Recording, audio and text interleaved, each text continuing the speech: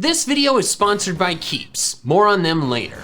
Greetings, Boogie fans! Michael here, and of all the 18 Pokemon types, the type that I believe to have undergone the biggest changes since the beginning is the Bug type. I was pretty interested in what all of those dramatic changes were, so this video will be an overview of everything the Bug type has gone through since the beginning of Pokemon. So don't forget to subscribe to my channel, turn on the bell for notifications, you know the thing. And let's get started with Generation 1, the gen in which the Bug type was introduced alongside most of the other types. And back then, the Bug type was pretty much completely useless. These were the type matchups for the Bug type in Generation 1, and since this was prior to the physical special split, all Bug moves were physical. A fun fact about its type matchups is that Bug and Fighting are the only two different types to resist each other. In the same vein, Bug and Poison were actually super effective against each other in Gen 1, something that was changed in subsequent generations. That means in Gen 1, all of the Grass Poison type Pokemon actually had 4 times weaknesses that they don't anymore. The fully evolved Bug-type Pokemon were Butterfree, Beedrill, Parasect, Venomoth, Scyther, and Pinsir. These Pokemon currently have an average base stat total of just below 441.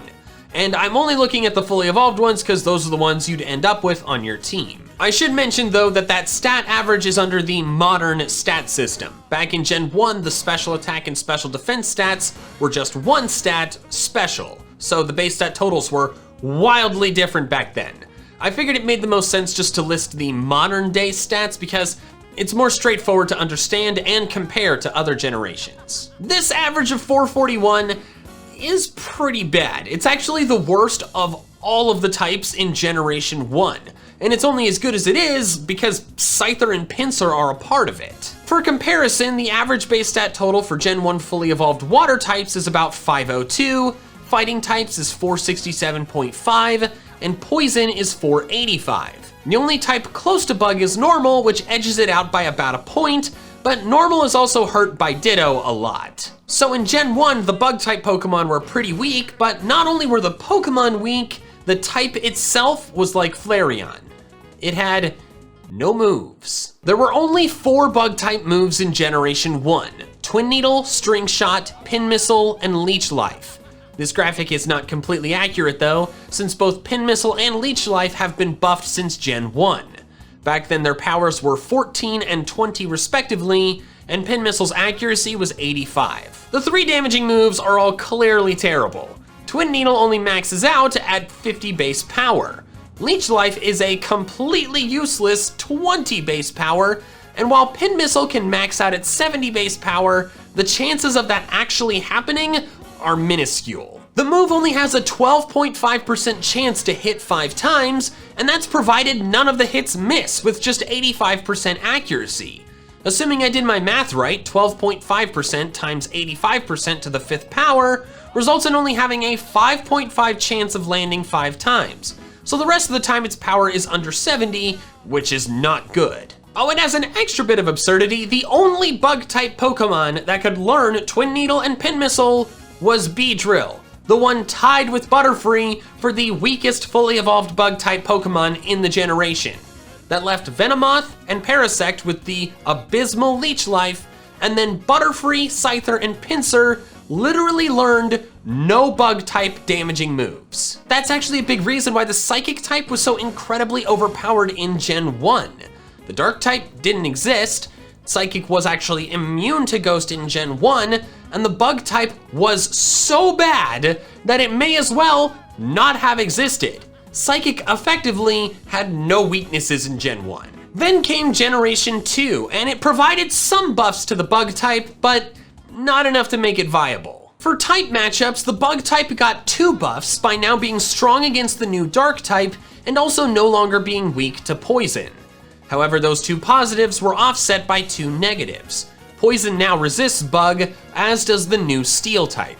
This type chart for the Bug type remained the same until Generation 6. The new fully evolved Bug Pokemon were Ladian, Ariados, Yanma, Fortress, Scizor, Shuckle, and Heracross. At the time, they had an average base stat total of about 448.5, but their average is now 450 thanks to Ariados getting a 10-point stat buff in Gen 7.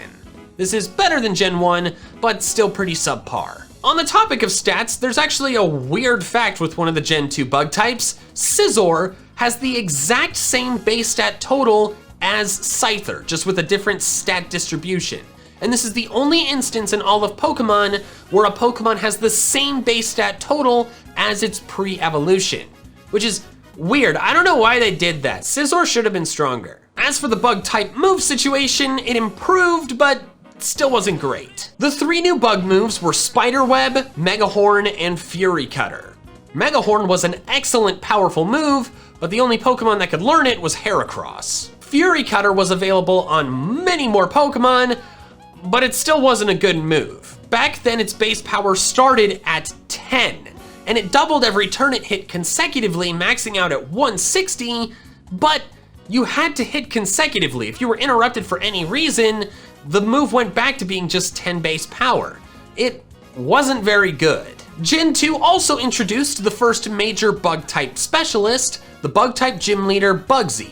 Amusingly, the only bug type offensive move his Pokemon have is Fury Cutter on Scyther. So in short, Generation 2 increased the viability of the bug type, just not by very much. But then Generation 3 came along and also did not do very much. The new fully evolved bug types were Beautifly, Dustox, Masquerain, Ninjask, Shedinja, Volbeat, Illumise, and Armaldo, which at the time had an average base stat total of about 396. But now their average is 410 thanks to stat buffs to Beautifly, Masquerain, Volbeat, and Illumise. Side note, if you think my pronunciation of Illumise is weird and terrible and wrong, I'm like 95% sure that's how they pronounced it in the anime. I'm not 100% sure because I watched that episode as a child, but yeah, I think that's what they call it there. Another side note, this time a fun fact, the stat buff that Masquerain received was between Gen 6 and 7, and it was 40 points added to its base stat total. To my knowledge, that is the largest base stat total buff a Pokemon has received without getting a new form. Technically, if you talk about the split between special to special attack and special defense between Gens 1 and 2, a lot of Pokemon saw a larger increase, but I don't really count that because that's kind of a stat system overhaul rather than just one specific Pokemon receiving a sizable buff. However, even after all of the buffs a lot of the Gen 3 fully evolved bug types got in later generations, Gen 3 is still the weakest generation of fully evolved bug types.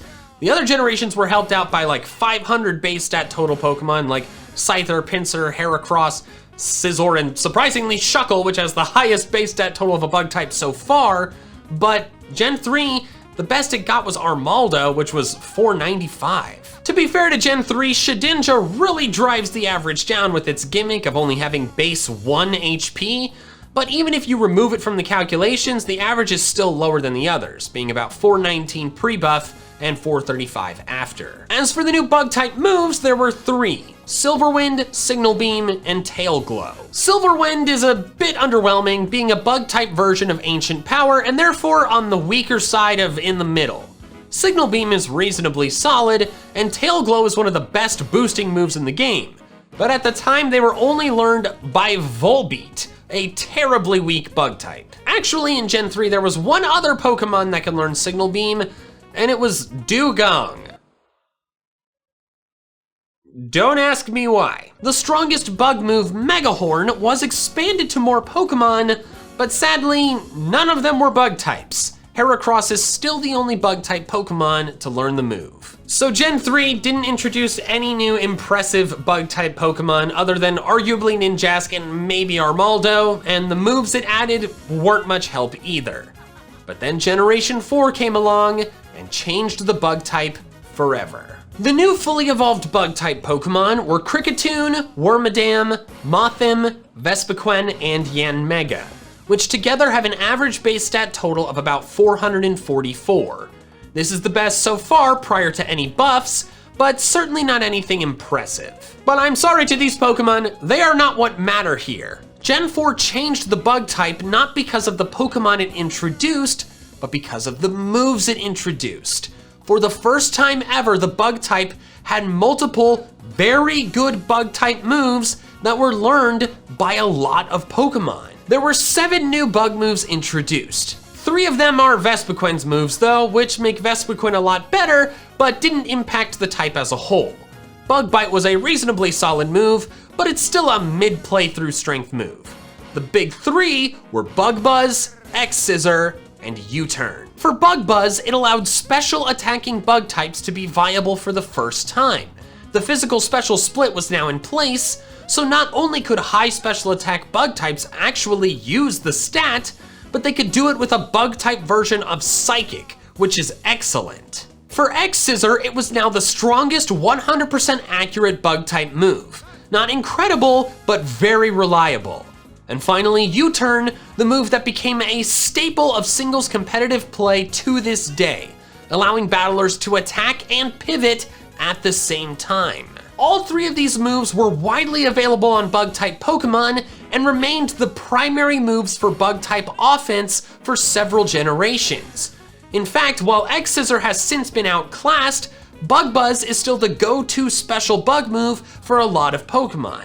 And as I mentioned, U-Turn is still used all over the place in competitive play. Gen 4 had 2 bug-type specialists. One was of course Remake Bugsy, whose main bug-type attack in his initial battle is the vastly superior to Fury Cutter, U-Turn. And his rematch team is quite impressive. The other is the first Bug Elite 4 member, Aaron, whose strongest Pokemon is actually Drapion, which is not a bug type. Although it's very clearly bug-like, evolving from the bug type Scoropie. I honestly think they should have given Drapion an ability like Delmize's Steelworker, where it gives it Stab for a 3rd type. Except instead of Steel for Delmize, it would be Bug for Drapion. Next up is Generation 5, and while Generation 4 changed the bug type in regards to moves, Generation 5 changed the bug type in regards to roster, because it introduced by far the most impressive generation of bug type Pokemon up to this point. The fully evolved bug types of Gen 5 are Leavanny, Scolipede, Crustle, Escavalier, Galvantula, Excelgor, Durant, Volcarona, and the first legendary bug type, Genesect. These have an astounding average base stat total of 504. And even if you remove the legendary Genesect, it's still 492, a mile higher than previous generations. The weakest one of the bunch is Galvantula with 472, almost 100 base points higher than Butterfree. And guess what? Those were the numbers before some of them got buffs. Leavanny, Scolipede, and Crustle all got stat buffs between Gen 5 and now, bringing the average up to about 507 with Genesect and just shy of 496 without. Gen 5's bug types are monsters and also very solidly designed across the board. The new bug type attacks, Steamroller and Struggle Bug, weren't anything impressive. The impressive new bug moves were the status moves Quiver Dance and Rage Powder.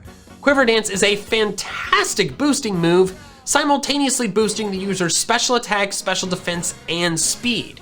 And if a Pokemon can learn it, it probably uses it.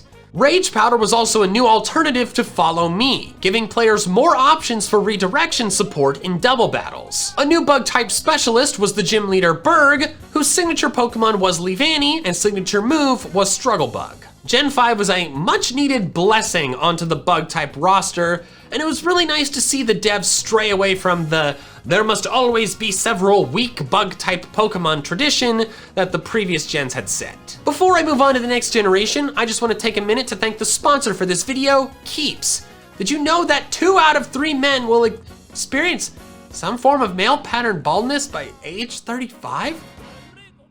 That is terrifying. The best way to prevent hair loss is to do something about it before you lose your hair. And Keeps offers scientifically proven treatments that can combat the symptoms of hair loss. Keeps has also revolutionized how men get treated for hair loss by making the process super easy. Your medication is simply delivered to you every 3 months, so you can say goodbye to annoying pharmacy lines and awkward doctor's visits. You also don't have to go broke to avoid going bald, because Keeps offers generic versions of the only 2 FDA-approved hair loss prevention products out there. And while you may have tried them before, You probably haven't at this price. Prevention is key though. Keeps treatments can take up to 4 to 6 months to see results, so it's important to act fast. If you're ready to take action and prevent hair loss, head to keeps.com/MandJTV or click the link in the description below to get 50% off your first order. That is keeps.com/MandJTV. Thanks again to Keeps for sponsoring, but now on to Generation 6, which by introduction of the fairy type, changed the bug type matchup chart for the first time since Gen 2. Bug is now resisted by fairy, which means that, unfortunately for the bug type, it is now tied with grass for the most resisted type. This type chart is the one that is in place to this day. Gen 6 was a weird generation for bug types. The only new fully evolved bug type Pokemon introduced was Vivian, which has an unimpressive base stat total of 411.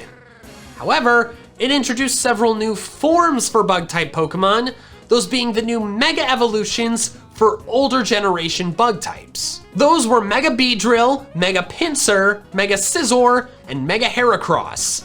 If you include them with the average of Gen 6 bug base stat totals, the average becomes a monstrous 541, but I'm not sure that's fair. But regardless of whether you count them in that average calculation, the new bug type Mega Evolutions finally put some bug type Pokemon on par with pseudo legendaries for the first time ever, with Mega Pinsir, Scizor, and Heracross all having base stat totals of 600. These three plus Genesect are to this day tied for the highest base stat total of any bug type Pokemon. The new bug type moves were interesting, but not game changing in my opinion. First was Fell Stinger, a relatively weak move, but one that then increased the user's attack by 2 stages if it got a KO. In Gen 7 it was buffed from 30 to 50 base power, and upping the attack stat by 3 stages instead of just 2. Infestation was a new bug type Fire Spin or Whirlpool, albeit with different base power and accuracy. It wasn't a massive deal, but Shuckle certainly appreciated a new way to stall opponents. Powder was a weird situational move I don't think I've ever seen anyone use seriously, and Sticky Web was a new speed control entry hazard that does regularly see use. The new bug specialist was Viola, the first gym leader in X and Y. Her signature Pokemon is Vivian, and her signature move was Infestation. So like I said, Gen 6 was a weird one for the bug type. It only added 1 new species, but it added several new really overpowered forms that aren't in the games anymore.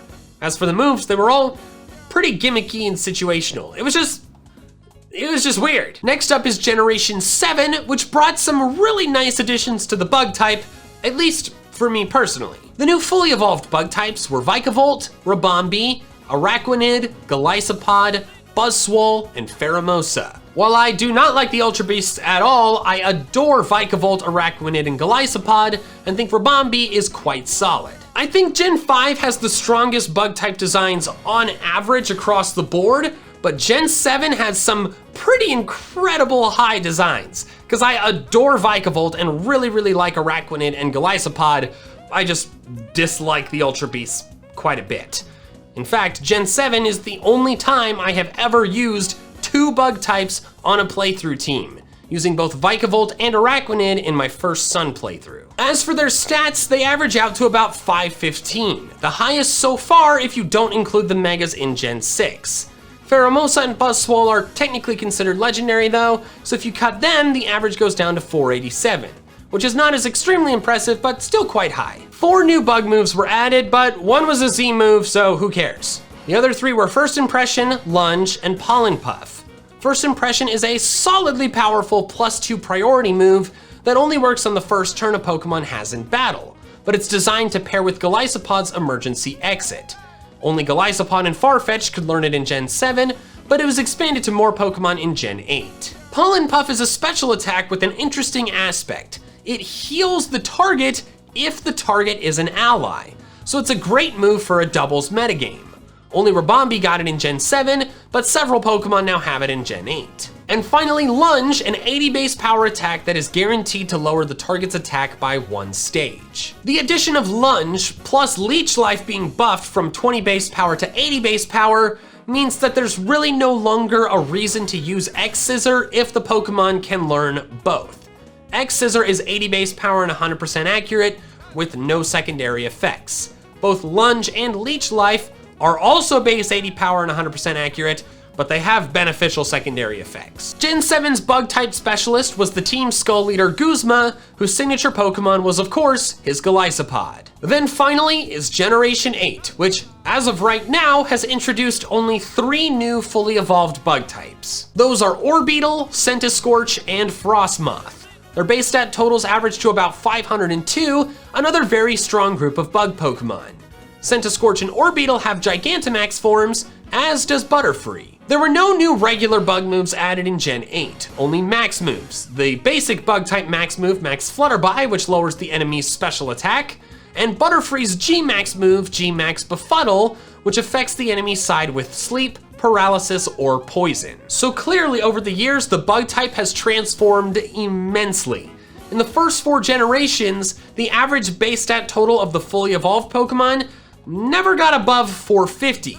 But in the latter 4, not a single average is below 500 if you include Mega Evolutions and Legendaries, which I think you should, because the first 4 generations didn't even get those. The bug type is certainly not the best type out there with how many other types resist it, but it's definitely an interesting one. And seeing it transform from a seemingly throwaway type to one that poses a genuine threat has been quite nice. Cheers to you, bug type. Just the bug type though, not real bugs. Thank you so much for watching, and an extra special thanks to my patrons over on Patreon, who are helping support me in a way independent of very, very bad YouTube ad rates right now. If you want to help support me in the same way, the link is in the description below. If you want to check out some more of my fun Pokemon content, I recommend these videos here. All right, that's all I have for now. So till next time, Pokefans, gotta catch them all.